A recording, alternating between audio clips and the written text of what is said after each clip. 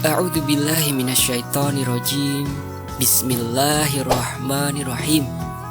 Assalamualaikum warahmatullahi wabarakatuh. Jumpa lagi teman. Kemarin sampai di sini nih. Yuk kita langsung aja. Tapi sebelum kita lanjut, kita berdoa dulu ya.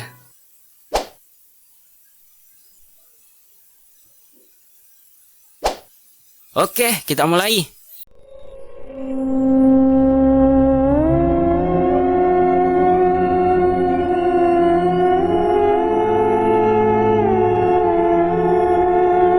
Di situ nyaliku menciut. Berdoa sebisaku dalam hati. Aku tidak pergi berlari karena aku ingin tahu apa yang dia lakukan dan apa tujuannya. Bayangan hitam dari kanan ke kiri, bayangan merah dari kiri ke kanan bersautan terbang. Angin bertiup membau-bau anyir amis darah. Seketika ada sosok hitam besar bertaring, berbulu dengan mata menyala. Makhluk itu bertanya pada Marjito. "Ngopo Mar? Ngopo kowe rene?" Marjito hanya menunduk. Ini, saya ada persembahan. Tidak seberapa. Terima kasih sekali, panenku sudah jadi. Karena belas kasih Gusti, terima kasih sangat. Syirik besar ini. Di situ aku tidak bisa berkata apa-apa, hanya menunduk tidak berani memandang ke depan. Hanya diam, berdoa dalam hati, gemetar dan merinding. Kowe wis entuk penjalukmu. Kowe kudu eling sakuhmu karo aku. Eling. Iya Gusti Maha Besar, Maha Belas Kasih. Saya tidak lupa janji saya, jawab Marjito. Dengan sikap menyembah, Marjito sedari tadi berbicara dengan makhluk itu. Aku ingat aroma ini yang aku cium saat aku pulang dari sawah. Saat ini aku tidak bisa apa-apa, bahkan tidak tahu harus apa. Hanya kaku diam. Suratino kepitu, kowo sakuhmu mrene, teriak makhluk itu. Yang artinya begini: bulan Suro hari ke-7, bawa janjimu ke sini. Piar, cawan tanah liat itu dijatuhkan oleh makhluk itu. Kowo nemah ketih kanggo sawahmu, suruhnya sambil menunjuk tanah yang basah ditumpahi darah dengan kukunya yang hitam panjang. Nggih Gusti, matur sembah nuwun, kata Marjito dengan menyembah. Mulya, lunga, kata makhluk itu keras dengan sorot matanya yang mengerikan. Lalu makhluk itu hilang. Bayangan kembali berseliweran ke kanan, ke kiri, ke atas. Tiba-tiba muncul Banaspati, makhluk berupa kepala dengan api terbang mengitari atas kami. Aku hanya berdoa, menunduk dan melirik keadaan sekitar. Sedang Marjito tenang, masih dalam posisi menyembah. Sepertinya ia sudah biasa dengan situasi seperti ini. Banaspati itu berputar di atas kami. Haunya benar-benar panas hingga akhirnya hilang di salah satu rimbunan bambu. Marjito menegakkan duduknya. Aku masih diam seribu bahasa. Kemudian ia merapikan cawan itu lagi, mengambil sesuai suruhan tadi dan membakar dupa, mengemas keris dan memberikannya padaku. Ayo balik, ajaknya. Aku membalikan badan dan membututinya dari belakang. Sepanjang jalan pulang, kami tidak berbincang. Aku hanya membuntutnya saja. Pada saat kami kembali perjalanan pulang, aku lihat dari kejauhan pos ronda kosong, tapi biasanya mereka pulang jam 3 pagi lebih. Apa mungkin mereka pulang lebih awal karena personilnya kurang, batinku.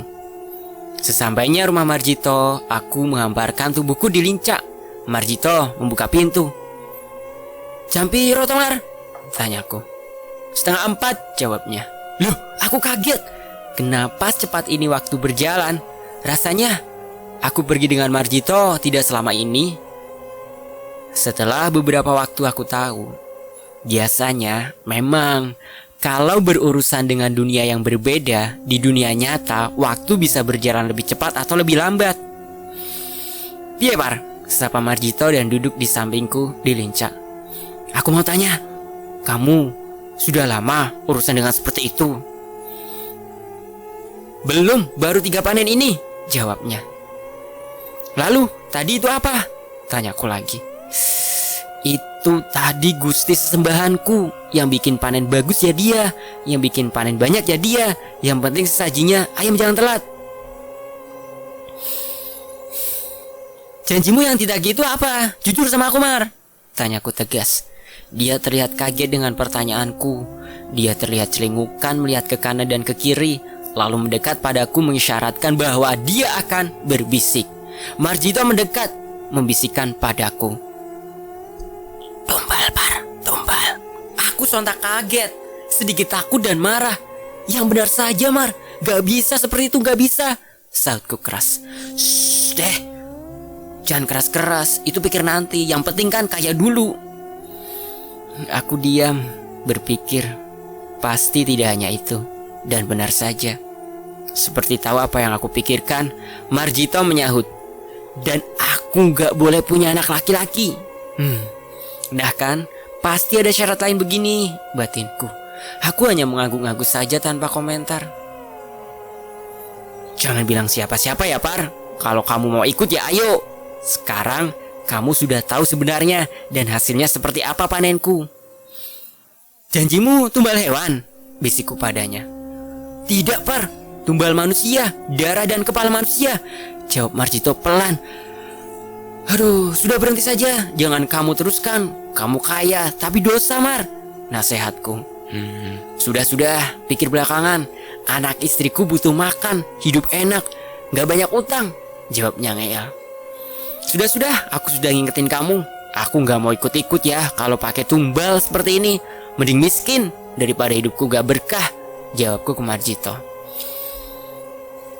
Sudah, aku mau pulang. Sudah mau adzan subuh nih, pamitku. Ya sudah, hati-hati. Kalau mau ikut tinggal datang ke sini saja, Par, jawab Marjito. Kemudian aku bersalaman dengan Marjito dan pulang ke rumahku. Singkat cerita, aku berjalan kaki pulang. Sesampainya di rumah tepat subuh, lalu aku membersihkan diri dan istirahat. Setidaknya ada waktu tidur sebentar sebelum aku ke sawah. Hari ini menjadi hari yang tak pernah terlupakan untukku karena aku melihat semua yang tidak pernah aku lihat sebelumnya. Menakutkan, hingga aku mengingat kejadian tadi masih merinding hingga sekarang. Aku kemudian merebahkan diri, menarik selimut sarungku dan bersiap tidur. Tiba-tiba bau anyir yang tadi tercium di kebun tercium kembali, hanya sebentar, lalu hilang. Aku semakin merapat ke tembok, menarik sarungku hingga kepala, hingga siluet orang besar tinggi lewat di depanku. Tidak ada suara, tidak ada aroma, tidak ada apa-apa, hanya merinding, dan bayangan itu saja lewat. Aku lihat dari balik sarungku. Aku diam, mencoba mendengarkan atau merasakan sesuatu, tapi tidak ada apa-apa. Lama, hingga akhirnya aku terlelap tidur karena kelelahan.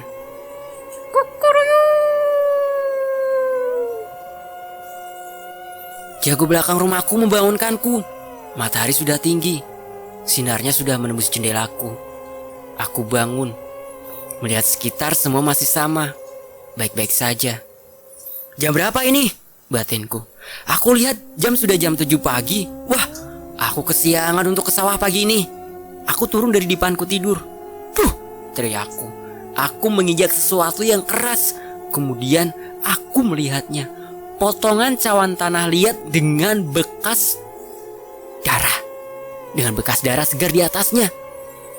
Loh, kok di sini? Tanyaku sendiri. Buah, aku harap nyambut gawe, urusan, gerutuku. Kemudian aku bersiap untuk pergi ke sawah. Lalu aku pergi ke sawah dengan tergesa-gesa. Di sana, aku sudah melihat Marjito sibuk dengan sawahnya. Aku yakin ia sedang mengerjakan apa yang diperintahkan makhluk itu semalam, yaitu menabur tanah basah darah ke sawahnya. Kemudian aku langsung menuju ke sawahku dan mulai bekerja. Hari itu berjalan begitu saja. Namun hari ini aku tidak mencium aroma apapun saat pulang.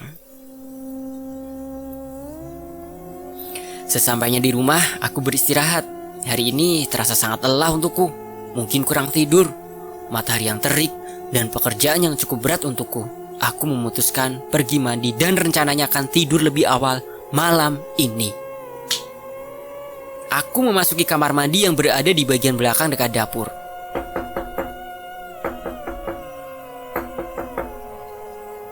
Suara ketukan pintu.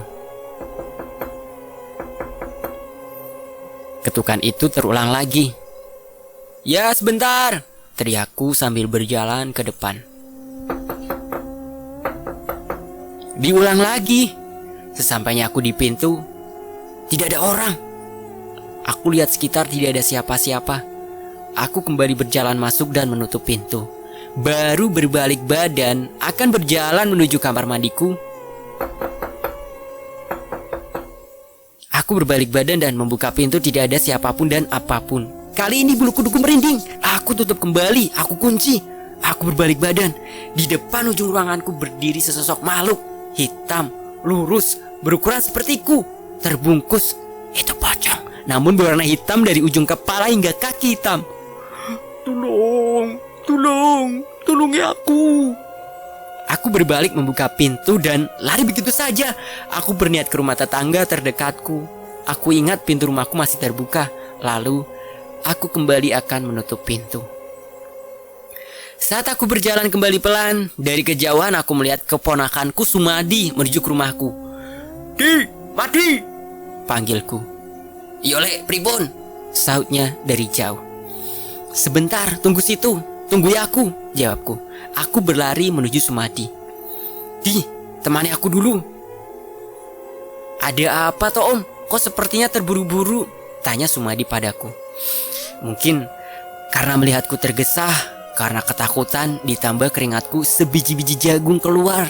Aku gamang antara menjelaskannya atau menutupinya. Kemudian aku sedikit berlari menuju ke arahnya. "Temani aku dulu ya. Badanku sedang tidak enak," jawabku sekenanya aja. Aku belum yakin menjelaskan ini kepadanya. "Oh iya Om, aku kroki saja kalau belum enakan," tawar Sumadi padaku. Udah, gak usah, temani aku saja," jawabku. Lalu kami masuk dan aku pun bergegas mandi secepat mungkin. Malam ini, aku berniat untuk menumpang tidur di rumah keponakanku. Aku hanya tidak mau diganggu lagi. Singkat cerita, aku mandi, bersiap, lalu mengobrol sedikit dengan Sumadi di teras rumahku. Tampaknya ia datang ingin meminjam cangkulku untuk membuat pembuangan sampah di belakang rumahnya. Lalu aku pun mengatakan jika malam ini aku bermalam di rumahnya dengan alasan tidak enak badan. Ia pun mengiyakannya. Waktu berlalu. Malam ini aku bermalam di rumah Sumadi. Tetapi sebelum aku pergi dengan Sumadi, aku sengaja membuat kopi hitam dan menaruhnya di meja dalam rumahku. Entah karena apa, tapi perasaanku mengatakan aku ingin melakukan itu saja.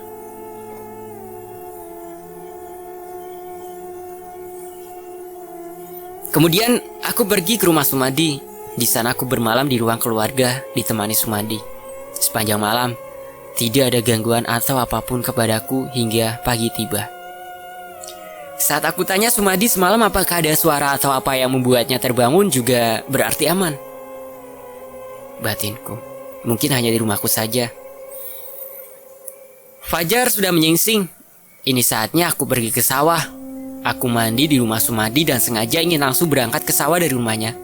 Mandi dan bersiap-siap. Aku mangkat yo, pamitku. "Ya Om, hati-hati, termos minumnya di bawah," sahutnya. Aku mengambil termosnya. Aku menjatuhkan apa? Batinku. Aku tengok ke bawah, ada pecahan cawan tanah liat dengan darah seperti yang ada di kebun waktu itu. Aku ingin memanggil Sumadi, tapi pasti ia akan banyak bertanya. Aku hanya tengok-tengok sekitar dan aku tendang pecahan itu keluar rumah, lalu menghambur pergi ke sawah.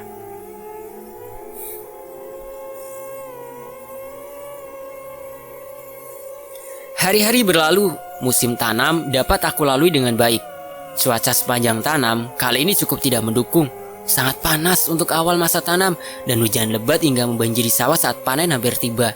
Padi-padiku kurus, beberapa kering, bahkan ada yang gagal tumbuh. Beberapa hari setelah aku menginap di rumah Sumadi, aku tidak lagi menginap di sana. Namun, gangguan datangnya cawan berdarah ini berjalan beberapa hari. Setidaknya, aku tidak diperlihatkan wujud mengerikan seperti waktu itu. Aku lalui dengan acuh saja. Ada cawan, aku buang begitu saja. Kadang aku tendang, beberapa kali aku tumbuk dengan cangkul karena saking kesalnya. Meskipun begitu, aku tidak mengatakan apapun dan berkeluh apapun kepada Marjito. Dia beberapa kali menanyakanku, apakah aku akan ikut dengannya melakukan tirakat di kebun lagi? Aku hanya menjawabnya, belum berminat. Kami hanya bertemu saat di sawah saja, mengobrol seadanya. Masih ingat sebelum aku pergi ke rumah Sumadi, saat itu aku membuat kopi dan aku tinggalkan di meja dalam rumahku. Kopi yang penuh itu habis, tersisa hanya ampasnya dan berposisi rapi di samping cawannya yang tadinya aku taruh di atas cawan. Mungkin aku diganggu si pocong hitam itu karena ia meminta sesaji, pikirku. Waktu terus berputar. Meskipun jelek, aku harus tetap menyelesaikan masa tanam, modal untuk tanam selanjutnya. Sayang, jika aku biarkan begitu saja. Hingga waktu panen tiba, aku mengumpulkan padiku, menjemurnya, dan menggilingnya. Aku hanya mendapatkan hasil untuk balik modal tanam saja, tidak ada untungnya. Dan sebagian beras aku pakai sebagai bekal hidupku di rumah. Perasaan itu hampir dialami semua petani di daerahku, sawah-sawah di sekitarku, terkecuali Marjito. Panennya sangat baik, padinya gemuk, banyak seperti anggur, kualitasnya bagus dan putih. Bahkan panen kali ini, ia membeli sepeda motor Astrea yang di zaman ini adalah barang sangat mewah. Panenmu bagus ya, Mar? Tanyaku sambil menepuk pundaknya saat menyambangi sawah Marjito.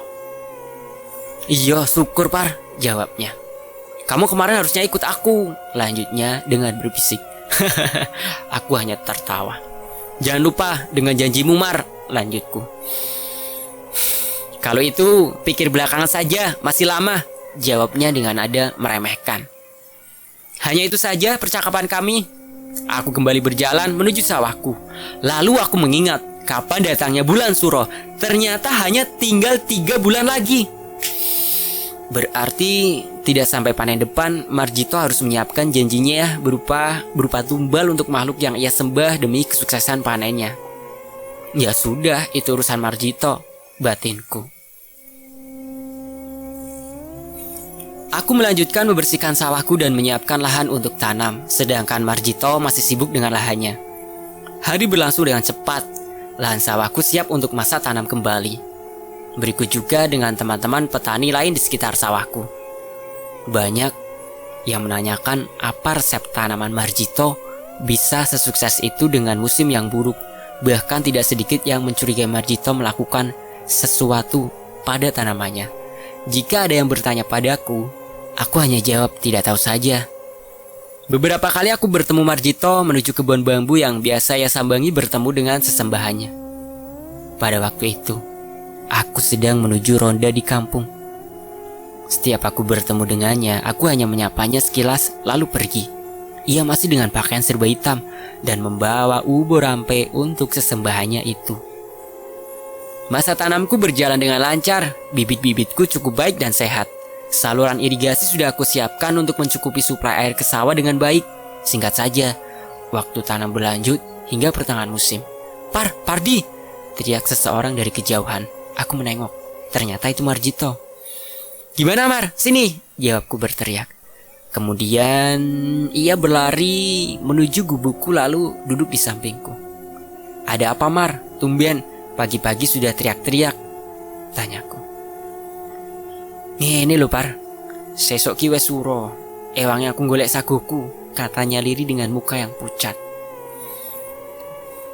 Gundulmu, kamu yang enak, pas kayak begini aku yang ikut dapat dosanya. Gak mau, cari sendiri, Mar. Aku udah ngingetin kamu dari dulu, kalau hal-hal kayak gini gak usah, gak berkah, jawabku tegas. Setelah itu dia tetap membujuk untuk aku membantunya mencari tumbal sesembahannya. Tetapi aku tetap kukuh untuk tidak membantunya meskipun ia memang teman baikku dari kecil. Kita saling berdebat dan pada akhirnya dia menyerah, lalu tidak lagi merayuku untuk membantunya. Kami tidak lagi berbicara sampai pulang ke rumah masing-masing. Malam ini malam Jumat, jadwalku ronda malam ini. Aku berniat berangkat lebih awal dari biasanya agar tidak bertemu Marjito. Kali ini pukul 10, aku bersiap dan berangkat menuju pos ronda. Jika belum ada orang di sana, aku akan menjemput teman rondaku yang rumahnya paling dekat dengan pos ronda nanti. Berbekal Petromax, aku berjalan menuju pos ronda. Mengunci pintu rumah lalu berjalan. Tidak sampai keluar dari halaman rumahku, bau melati menyengat tiba-tiba tercium hidungku. Wah, pertanda tidak baik nih, batinku. Atau jangan-jangan aku yang dijadikan suguhan untuk sembahan Marjito. Sempat terbersit hal itu di pikiranku. Aku tetap melanjutkan perjalanan. Baunya masih tercium. Perasaan di hati semakin tidak enak. Kakiku tetap melangkah melanjutkan perjalanan. Tidak ada angin apapun. Petromaxku seketika mati. Aku raba sakuku. Aduh, tidak membawa korek. Terpaksa aku melanjutkan berjalan dengan gelap gulita. Aku berdoa dan berjalan kembali melanjutkan menuju pos ronda. Di ujung depan sebelah kananku ada satu daun di pohon pisang yang bergoyang. Lainnya diam tidak bergerak. Aku cek sekitar, tidak angin berhembus. Ada apa ini? Aku cuek saja tetap berjalan, mendekatinya. Karena arah tujuanku melewati pohon itu. Pardi. Cuk. Aku berhenti. Suara siapa itu?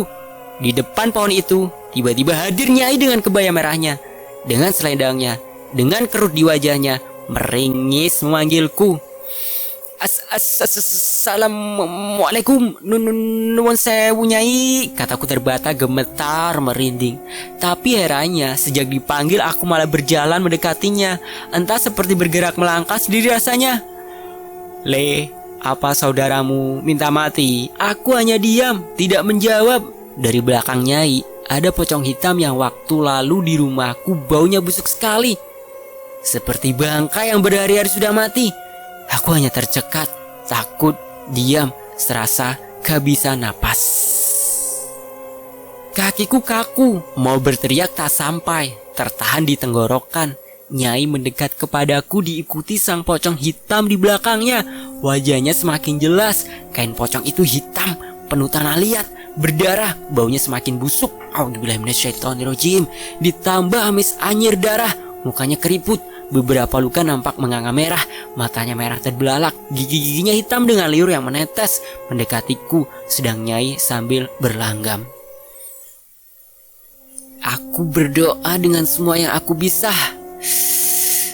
Ampun Nyai. Pocong itu juga semakin mendekat ke aku, pelan tapi pasti. Dia mendekat, aku semakin mengepalkan tanganku, memejamkan mata. Rasanya semakin dekat, semakin erat. Lalu aku tidak ingat apa-apa lagi. Pardi, tangi Par. Aku mendengar itu dan membuka mataku. Terang, di mana aku? Loh, di sekitar kenapa ada banyak orang dan tetangga-tetanggaku? Batinku. Aku mencoba bangun dan mengingat apa yang terjadi sebelumnya. Mencoba berusaha duduk namun ditahan. Par, ojo tangi sek, turuan disek. Kamu tadi pingsan di samping kebun barat situ. Itu tuh, kata Basri, teman rondaku. Ah, benar saja. Ini pasti gara-gara aku sangat takut dengan Nyai dan pocong itu tadi, berarti aku bukan mimpi. Setelah beberapa saat hampir subuh aku dibawa pulang ke rumahku bersama Basri dan tetangga lainnya.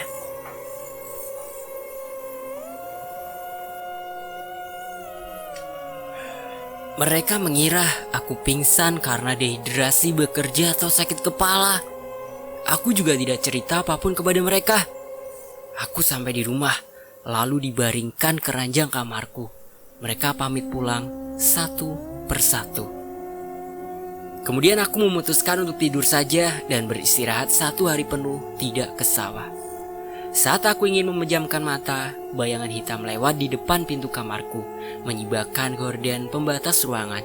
Aku menarik sarungku. Di sebelah mataku ada jendela dan di luar ada lampu tepat di atasnya. Tak lama kemudian, ada siluet segitiganya diam di depan jendelaku. Aku hanya mengintip dari sarungku. Diam cukup lama. Hingga ia mengetuk sekali jendelaku. Aku diam. Apakah itu pocong hitam yang tadi? Dan dia mengikutiku sampai di rumah. Dia mengetuk sekali lagi. Aku masih berdiam diri di ranjang melihat ke jendelaku. Lalu bayangan itu hilang. si bak sarungku. Lega sekali, dia sudah hilang. Aku berbalik dan siap tidur terlentang. Tes. Air menetes di dahiku. Aku lihat ke atas. Pocong itu ada di langit-langit, menyeringai dengan gigi hitam. Liurnya menetes ke dahiku. Allahu Akbar, asu! Aku teriak sejadinya. Pocong itu hilang. Aku cari ke sekitar jendela, tidak ada. Depan tidak ada. Ruang depan kamarku kosong. Aku ngos-ngosan. Nafasku tersengal-sengal tidak karuan. Apa-apaan seperti ini? Akhirnya aku tidak bisa tidur hari itu hingga pagi. Lalu aku memutuskan pergi ke sawah saja. Setidaknya aku bisa tidur di gubuk dengan tenang. Hari itu aku menikmati istirahat penuh di gubuk. Sama sekali tidak mengerjakan lahanku. Beberapa kawan di sawah menanyakan kabarku yang sudah tersebar bahwa aku pingsan semalam di dekat-dekat kebun. Aku hanya jauh baik-baik saja dan ingin menghirup udara segar di sawah. Marjito hari ini tidak terlihat di sawah. Mungkin dia sedang sibuk dengan aktivitasnya. Aku pulang. Lagi-lagi aku mencium bau dupa dan bau anyir darah lagi yang sudah lama tidak tercium seperti ini. Aku toleh ke sana kemari. Tidak ada tanda-tanda siapapun yang membakar dupa. Tapi rasanya aroma ini dekat sekali.